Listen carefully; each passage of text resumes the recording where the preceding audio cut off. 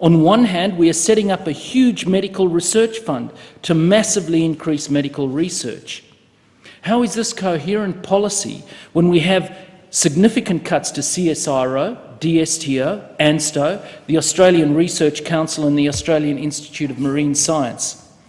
One of the advisors even suggested that a physicist working at CSIRO who lost their job could get one in medical research. I know that some people think that physicists and physicians sound similar, but there are a lot of questions with this policy. Is the funding to medical research going to be general or specifically targeted at cancer, Alzheimer's and the like? How are we going to source those researchers? They don't grow on trees, and the training required is long and arduous, and very long lead times are required. What is this saying to those who might want to become mathematicians, physicists or chemists, hard sciences that are already in crisis? As an aside, the PM asked me to draw up recommendations on science to improve the area, saying that I was the most interested in science in Parliament. I consulted widely. I worked hard on the recommendations, which I presented a few months ago. They are now up on my website for anyone who wishes to see them, and please feel free to comment to me. Problematically, I see no evidence to suggest an improvement in science policy. In fact, the reverse would appear to be the case, and not only are we putting in place policy to improve science, but we are putting disincentives in place to people who might consider careers in the hard sciences and maths. I'm not saying that the likes of CSIRO, ANSTO and so on should not be subject to review and restructure. Far from it. I believe that there are issues that need to be addressed, and once again I refer people to my webpage for some suggestions in that regard. However, it is foolish to have such a policy disincentive while at the same time massively incentivising medical research. This is not just about people's careers, important as that is, and also for taxpayers who have a huge interest in the money that they've spent to train this cohort of scientists. This is instead about our national interest and how to maximise economic and other benefits to our nation. There appears to be a lack of understanding how science works. Many advances, including in the medical field, are not a result of directed research, but as a matter of more fundamental research that was not directed.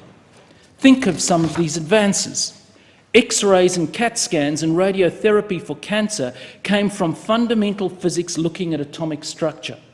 Similarly, so-called MRI, magnetic resonance imaging, which was previously called nuclear magnetics resonance imaging, also came from fundamental physics.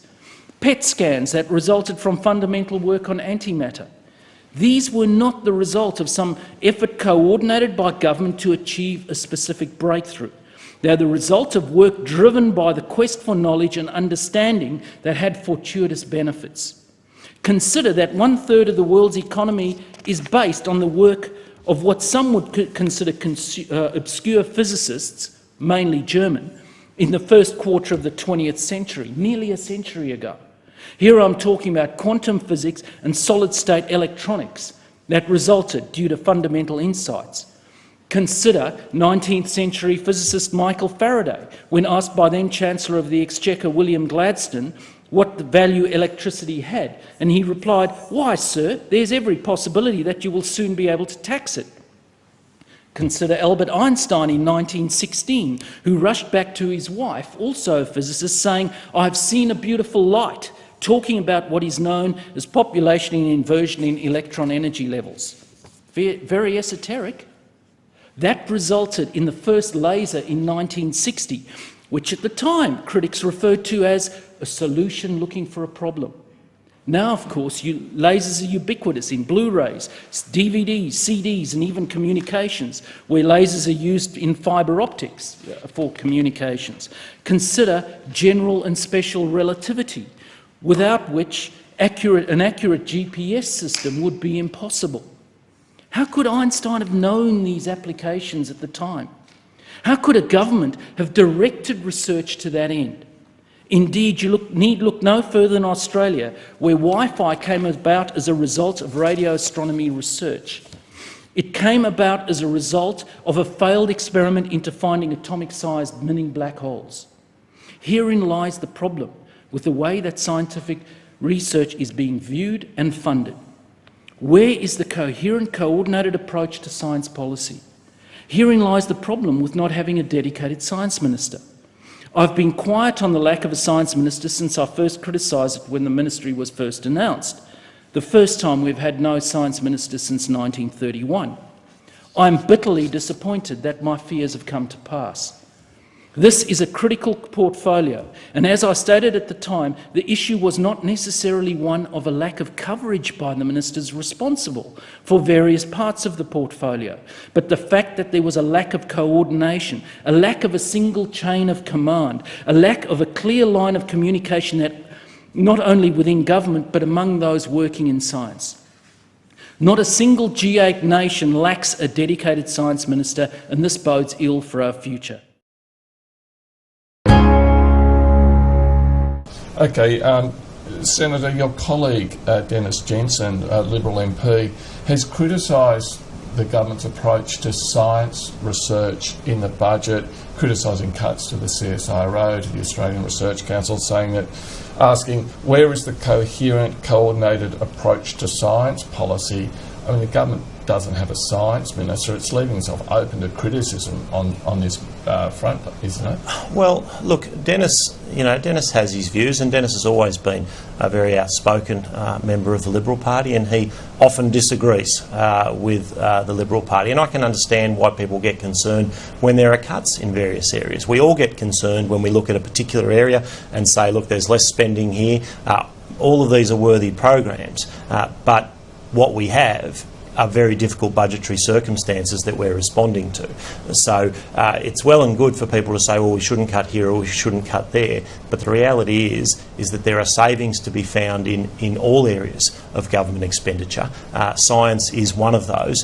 What I'm confident is that those savings will be found in an efficient way that doesn't undermine scientific capacity, that goes to efficiencies, that goes to better administration. I think that's a reasonable thing for governments to do. We can always argue the toss about, whether you've made too many savings here or there, but we have some serious budgetary problems. We're headed for $667 billion of debt.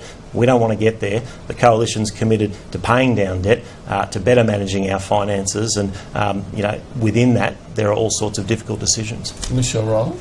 Aside from the unravelling of the government's backbench in trying to sell this budget, or as in the case of Mr Jensen, obviously not trying to sell this budget, the fact is that these cuts to science are ill-conceived. They are short-sighted and they will harm Australia in the long term. To have something like $111 million cut from science and the CSIRO is detrimental to Australia, and we hear everyone talk about the clever country. We are not going to be the clever country. We are not going to be leaders in the Asian century if we don't have a focus on science and innovation. And that is what is sadly lacking in this budget. This is a government that doesn't even have a science minister. In contrast, Bill Shorten has taken on himself to be the person on the opposition side to prosecute the case for science. And this goes beyond science. You can look at the many cuts that have been made across the board and the impacts of them, including the closure of very important research facilities. I see that one of the telescopes in Coonabarabran being shut down. I don't see the member who covers that area getting up and speaking out about it against the budget. I stand to be corrected if he has, but I would welcome him speaking out against it. But also in terms of innovation. Chris Bowen gave an excellent dissertation on this point to the National Press Club in his budget reply address. And he pointed out that if we want to be a leader, not following Silicon Valley, but actually developing our own entrepreneurialism here in Australia in the ICT sector, then we need to have investments in this area. And this government in this budget has completely ignored or cut in this area. And we can't possibly have a situation. We can't possibly have a situation where we talk about wanting to increase productivity in this country when every study will tell you the best way to increase long-term productivity and sustainable productivity is investment in ICT. And even when you look around our region, you can see countries that have done that well and are reaping the benefits of it. Australia, by contrast, going backwards in this budget. Michelle, with respect, Are you saying that the Labor Party never cut money for research and development? You did.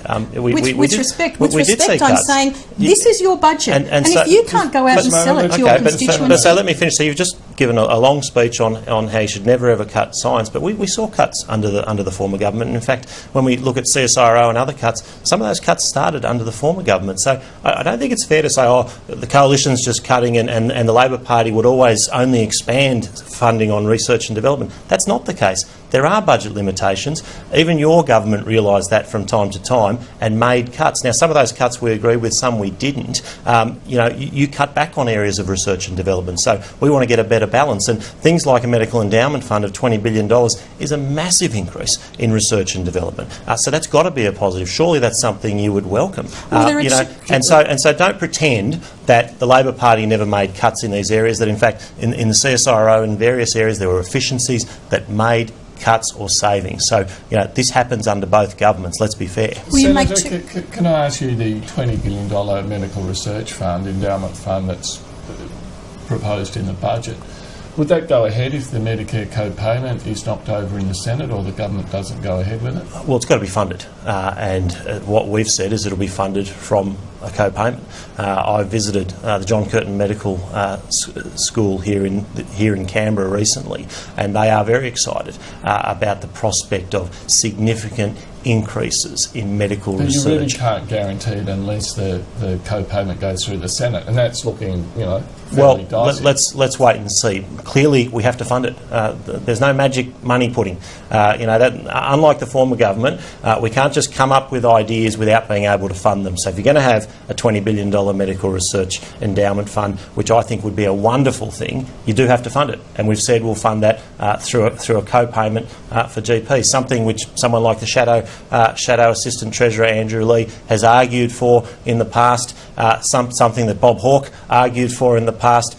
This is not a new idea, this is not a radical idea. People contributing to their own health with a $7 co-payment, but a dividend for our community as a result of that, I think is a good outcome. Okay, Senator Zed Seselja, Michelle Rowland, thank you so much for your time today. My pleasure. Thank you.